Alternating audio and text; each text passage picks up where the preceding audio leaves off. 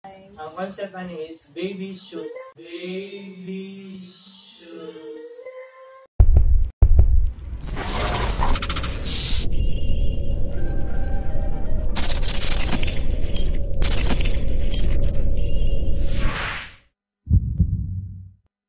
Hi, I'm Hakima, Chico, and my unit is Huawei P10. Akong genre is fashion photography and landscape photography. So hi guys, by the way, my name is Arnel Bistucho, aka Arnel is the best. That is my Facebook username. And yeah, by the way, on today's challenge, I will be using the Vivo V15 Pro with a wow magic pop-up camera.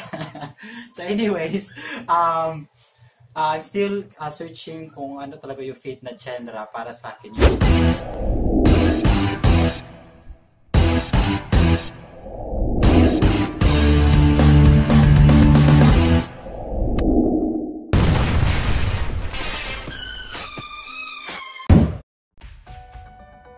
Over 3 weeks ago, we had our first versus match.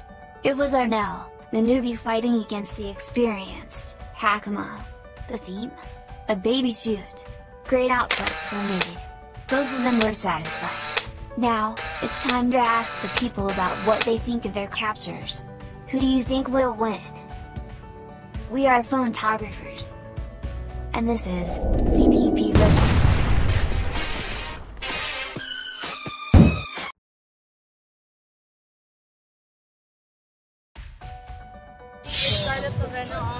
I am currently exploring photography, and these are my top 3. This is my top 1, my top 2, and my top 3. Hello, I'm Denmar Ecavito, and I am into framing photography, and these are my top 3. So this is my top 1, my top 2, and my top 3. Hi guys, good afternoon. I am Lloyd Ryan Sanchez. Still novice when it comes to photography, but my top 3 here are, this will be the first, second, and third. Maki Duriantes, genre na ko is okay rin. Portrait Festival States. Top 3 na ko, random. Gusto lang siya is sayang emotion. Kita na ko harap. Shoot kay bata. Expression sa bata. Ano yun? Expression sa bata. Yeah, expression sa bata. Ano yung portrait. Iba po yung framing. Ang color. Hi, I'm Excel, and genre, I like portraits, and now I'm into street photography. So please follow my page, Frame Davao. So this is my top 3 among the entries. This is my top 1. This one, I like this one because it's spot on. So you can clearly, once you look at the photo, you can immediately determine the emotion of the baby. So that's why I like this picture. Tapos, this one also is my second photo. The same reason with the first photo, kaya lang, the reason why this one is just second kasi masyado yung background. And this is my third one. So, I like the framing. That's all. So first of all, I'm Janila Aparesa from the City of Banks, Tagum City, and also an ambassador of Mobile Photography Philippines. And these are my top 3 photos.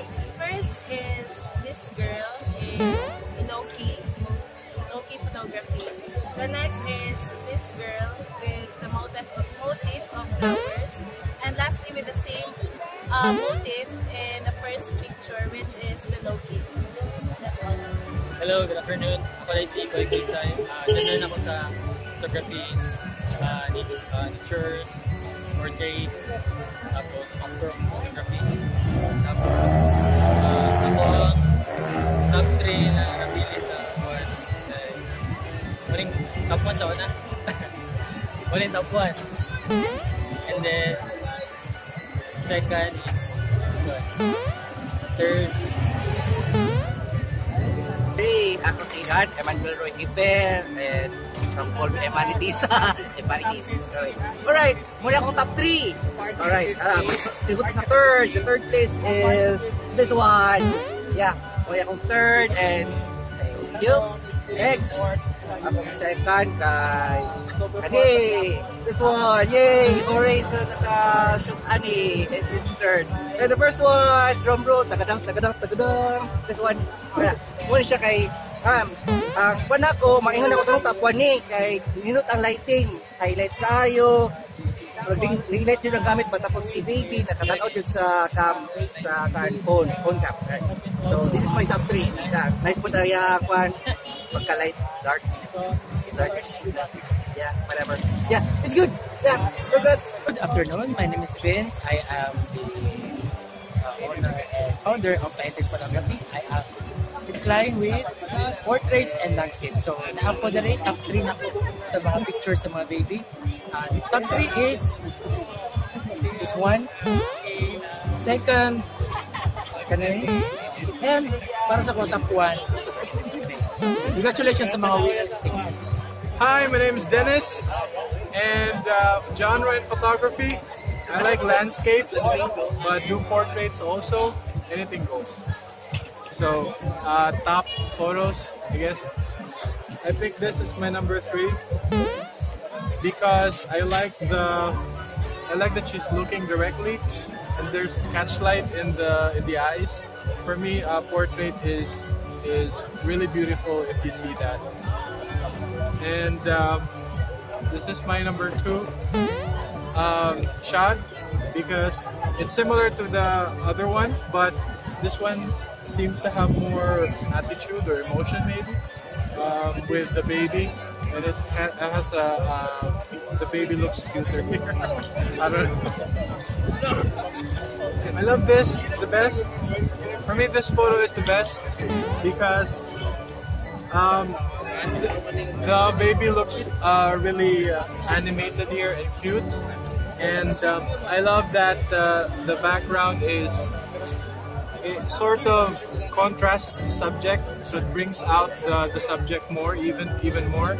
And yeah, I love how your eyes go directly to the baby, and also I can see the beautiful catchlight in the eyes.